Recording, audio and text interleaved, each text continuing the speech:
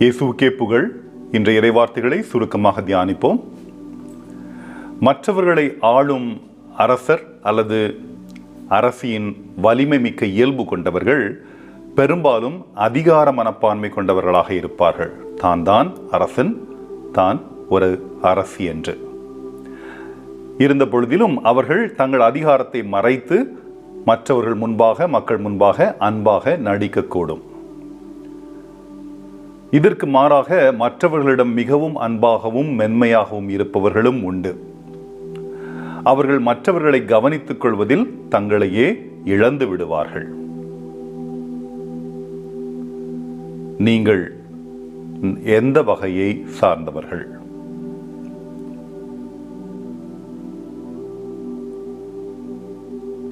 இருள் சூழ்ந்த உலகில் உங்களை சுற்றி உள்ளவர்களுக்கும் உங்களிடமிருந்து உதவி தேவைப்படுபவர்களுக்கும் நீங்கள் ஒளி கொடுக்க விரும்பினால் நீங்கள் அவர்களை யூதாவின் சிங்கத்தைப் போல, திருவெளிப்பாடு 5வது அதிகாரத்தில் 5லிருந்து 6வது இறைவார்த்தையில் இயேசுவை பற்றி கூறப்பட்டுள்ளது. யூதாவின் சிங்கத்தைப் போல இயேசுவின் பலத்துடனும் வல்லமையுடனும் பாதுகாக்க வேண்டும். அவர்கள் உங்கள் பாதுகாப்பில் இருக்கிறார்கள்.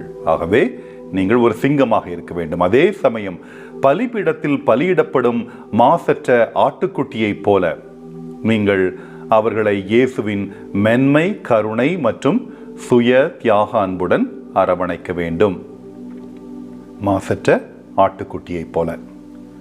இதுதான் இன்று யோவான் நற்செய்தியில் கூறப்பட்டுள்ளது. 1 அதிகாரம் 29வது இறைவாக்கில் ஆட்டுக்குட்டி தன்னை அறுப்பதற்காக உயர்த்தப்பட்ட கையை கூட நக்கும் என்று பார்க்கிறோம். இது இதயத்தில் உண்மையாகவே சாந்தமும் தாழ்மையும் கொண்ட இயேசுவின் ஒரு சரியான உருவகம். இந்த 2 குணங்களையும் ஒன்றாக இணைப்பதற்கு இயேசுவே ஒரு சரியான முன்மாதிரி. மேலும் அவர் தனது தூய ஆவியானவரை நமக்கு அளித்ததன் மூலம் நாமும் அதே ஆவியை கொண்டுள்ளோம். நமக்கு கடினமாக இருந்தாலும் கூட நாம் இயேசுவை பின்பற்றி வாழ்வதற்கு முயற்சிக்க வேண்டும். திருமுழுக்கு யோவான் ஒரு புனித நோக்கத்திற்காக ஒரு கிளர்ச்சியாளராக மற்றும் இறைவாக்கினராக இயேசுவுக்கு முன்பாக அனுப்பப்பட்டார். இயேசு வாழ்ந்த காலத்திலேயே அவருடைய வாழ்க்கையும் வந்தது என்று பார்க்கிறோம். எருசலேமில் உள்ள புனித ஆலயத்தில் ஊழல் நிறைந்திருந்த பொழுது அவரிடமிருந்து அவர் ஒதுங்கியிருந்தார், வனாந்தரத்தில் இருந்தார். ஆனால் அவரிடம் வரும் அனைவரையும் மனம் திரும்பி பாவமற்ற வாழ்க்கை வாழ அவர் ஆயத்தப்படுத்துகிறார். அவருடைய போதனை, யோவானுடைய போதனை கடுமையாக இருந்தது. மக்கள் தங்கள் பாவ வாழ்க்கை பாதையை உடனடியாக மாற்றிக்கொள்ளாவிட்டால் கடவுளிடமிருந்து தண்டனைகள் வரும் என்று அவருடைய சீடர்களுக்கும் வருகின்ற மக்களுக்கும் எச்சரிக்கை விடுக்கிறார். நம்முடைய பாவங்களை சுமப்பதற்காக அனுப்பப்பட்ட பாவமற்ற இயேசுவுக்கு தண்ணீரால் திருமுழுக்கு கொடுத்தவரும் இவர்தான். மனமாற்றம் விரும்பிய அனைவருக்கும் அவர் செய்த ஒரு அடையாள திருமுழுக்கு சடங்கு இது. ஆனால் இயேசுவின் திருமுழுக்கின் பொழுது அங்கு இறங்கி வந்த தூய ஆவியானவர் திருமுழுக்கு காட்சியையே வியத்தகு முறையில் மாற்றுகிறார் என்று பார்க்கிறோம். ஆவியின் அக்னியுடன் யோவான் ஒரு வெளிப்பாட்டை அறிவிக்கிறார். இதோ கடவுளின் செம்மறி, செம்மறியாம் இவரே உலகின் பாவத்தை போக்குபவர் என்று. யோவான் நற்செய்தி 1 அதிகாரம் 29வது இறைவாக்கில் இது கூறப்பட்டுள்ளது. இந்த இறைவார்த்தை உங்களுக்கு மிகவும் பரிச்சயமானது.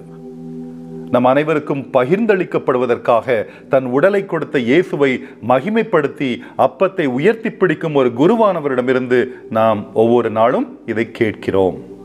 ஆலயத்திற்கு செல்லும் பொழுதெல்லாம் இந்த வார்த்தை உங்களுடைய செவிகளில் ஒலிக்கிறது, மனதிலும் இருத்தப்படுகிறது என்று பார்க்கிறோம். கடவுளின் செம்மறி, செம்மறியாம் இவரே உலகின் பாவத்தை போக்குபவர் என்று.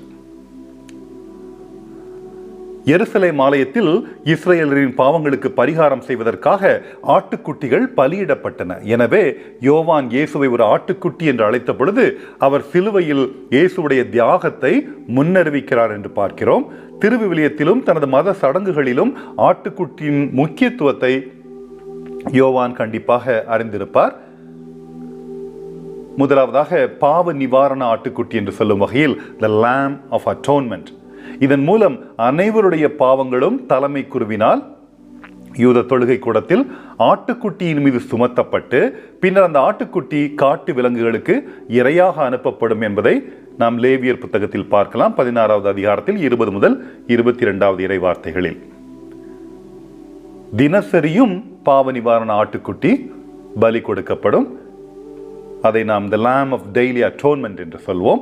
யூதர்களின் பாவங்களுக்கு பரிகாரமாக ஒவ்வொரு காலையிலும் பலிபீடத்தில் அவர்களுடைய தொழுகை கூடத்தில் பலியிடப்படும் என்பதை பார்க்கிறோம். இது விடுதலை பயணத்திலும் எண்ணிக்கை நூலிலும் கூறப்பட்டுள்ளது 29 மற்றும் 28வது அதிகாரங்களில். மற்றும் பாஸ்கா ஆட்டுக்குட்டி, பாஷால் லாம் என்று சொல்வோம். எகிப்தில் இஸ்ரவேலர்களின் தலைப்பிள்ளைகளை காப்பாற்றிய இரத்தத்தை நினைவு கூறும் வகையில் பாஸ்கா திருநாளின் பொழுது ஆண்டுதோறும் ஆட்டுக்குட்டியானது பலியிடப்படுகிறது. இயேசு என்ற மாசற்ற ஆட்டுக்குட்டியானவர் தூய ஆவியாரால் எல்லோரையும் திருமுழுக்கு செய்கிறார். மேலும் மென்மையான மற்றும் தியாகமுள்ள போதனைகளை வழங்குகிறார். இறைவனால் நேசிக்கப்படும் மனம் திரும்பும் பாவிகளுக்கு மன்னிப்பளிக்கிறார். உண்மையில் இயேசுவின் தியாக அன்பினால் சிந்தப்பட்ட அவருடைய இரத்தம் உங்களையும் என்னையும் மீட்டுள்ளது. எனவே கிறிஸ்துவுக்குள் சகோதர சகோதரிகளாகிய நாம் இயேசுவின் செயல்களை பின்பற்றி தியாக அன்புடன் வாழ அழைக்கப்பட்டுள்ளோம். இதுதான் இன்றைய நற்செய்தியின் முக்கியமான கருத்து. ஆகவே இன்று நாம் என்ன கற்றுக்கொள்கிறோம் என்று பார்ப்போம். முதலாவதாக, ஒரு செம்மறியாடு போல வாழ்வோம். இரண்டாவதாக, ஒரு செம்மறியாடு போல தியாகம் செய்வோம். மூன்றாவதாக, நாம் கடவுளின் செம்மறியாட்டுக்கு சாட்சியாக இருப்போம். நான்காவதாக, செம்மறியாட்டின் தியாக பலிபீடத்திற்கு அவரை அறியாதவர்களையும் அழைப்போம். ஆகவே ஒரு செம்மறியாடு போல வாழ்வோம் என்று சொல்லும் பொழுது குறைந்தபட்சம் தூய்மையாகவும் களங்கமின்றியும் தாழ்மையுடனும் தன்னலமின்றியும் கிறிஸ்துவின் அன்பு கட்டளைக்கு கீழ்ப்படிந்தும் வாழ்வதற்கு நாம் முயற்சி செய்ய வேண்டும். நம் அனைவரையும் காக்கும் நல்ல மேய்ப்பரான இயேசுவை கொடுத்த தந்தையாம் கடவுளுக்கு நன்றி கூற வேண்டும். நாம் நற்கருணையை கொண்டாடும் பொழுதும் அவருடைய அன்பின் உடலையும் இரத்தத்தையும் உட்கொள்ளும் போதும் தூய அருட்சாதனங்களையும் கடவுளின் வார்த்தையின் மீதான தினசரி தியானங்களையும் ஜெபங்களையும் ஏறெடுக்கும் பொழுதும் ஆன்மீக பலத்தை, நாம் இழந்த ஆன்மீக பலத்தை மீண்டும் மீண்டும் பெற வேண்டும். இது ஒரு தொடர்ச்சி. ஒரு நாள் செய்துவிட்டு 10 நாள் செய்யாமல் விடுவது அர்த்தமல்ல. தினமும் செய்ய வேண்டும், இரவும் பகலுமாக, முடிந்த அளவுக்கு ஒரு நாள் ஒரு முறையாவது. இரண்டாவதாக, செம்மறியாடு போல எப்படி நாம் தியாகம் செய்வோம் என்று பார்க்கும் பொழுது, நாம் இயேசுவை போலவே நம் குடும்பத்திலும் சமூகத்திலும் உள்ள மற்றவர்களுடன் நமது ஆரோக்கியம், செல்வம் மற்றும் திறமைகள் போன்ற ஆசீர்வாதங்களை, நமக்கு என்ன ஆசீர்வாதம் கொடுக்கப்பட்டிருக்கிறதோ அதை நற்செயல்களுக்காக மட்டுமே பகிர்ந்து கொள்ள வேண்டும். நமது நோய், வலி மற்றும் துன்பங்களில் கூட கிறிஸ்துவுக்கு நாம் சாட்சியாக இருக்க வேண்டும். ஒரு மனிதனாக இருக்கும் பொழுது இது கடினமாக இருந்தாலும் நாம் சிலுவையின் வெற்றியை பற்றி தியானித்து நமது பாவங்கள் மற்றும் முழு உலகின் பாவங்களுக்கு பரிகாரமாகவும் ஆன்மாக்களின் மீட்பிற்காகவும் நமது துன்பங்களை ஒப்புக் கொடுக்க வேண்டும்.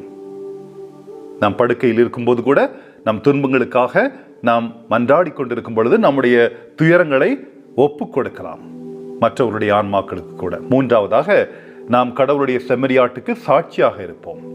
இது கிறிஸ்துவில் உள்ள அனைவருக்கும் ஒரு வாழ்நாள் இலக்கு.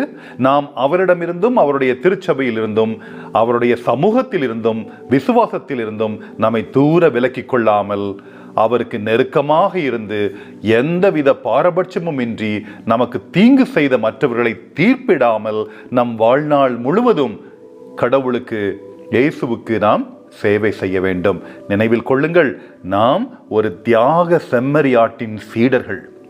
கிறிஸ்துவில் உள்ள நம் மூலம் கலகம் செய்யும் வெள்ளாடுகள் கூட அமைதியின் வழியை நோக்கி வரக்கூடும்.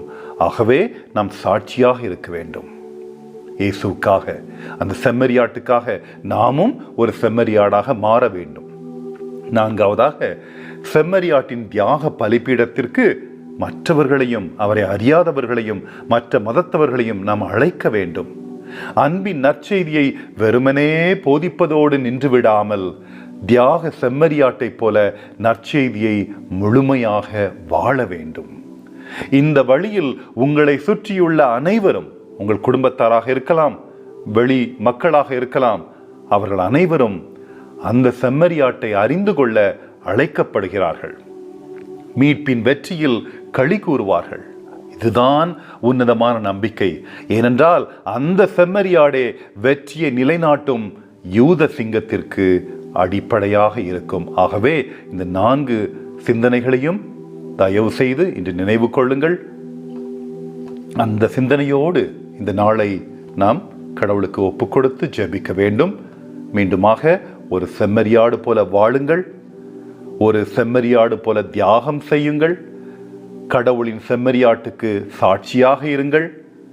செம்மறியாட்டின் தியாக பலிப்பீடத்திற்கு அவரை அறியாதவர்களையும் உங்கள் வாழ்வின் மூலம், நற்செய்தியான வாழ்வின் மூலம் அழையுங்கள்.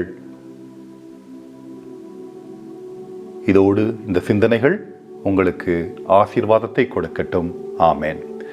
இன்றைய ஜெபத்திற்கு பின்வரும் இணைப்பை தொடரவும் உங்களுக்கு கீழே கொடுக்கப்பட்டுள்ளது. அந்த லிங்கை ஃபாலோ செய்து கொள்ளுங்கள். நன்றி.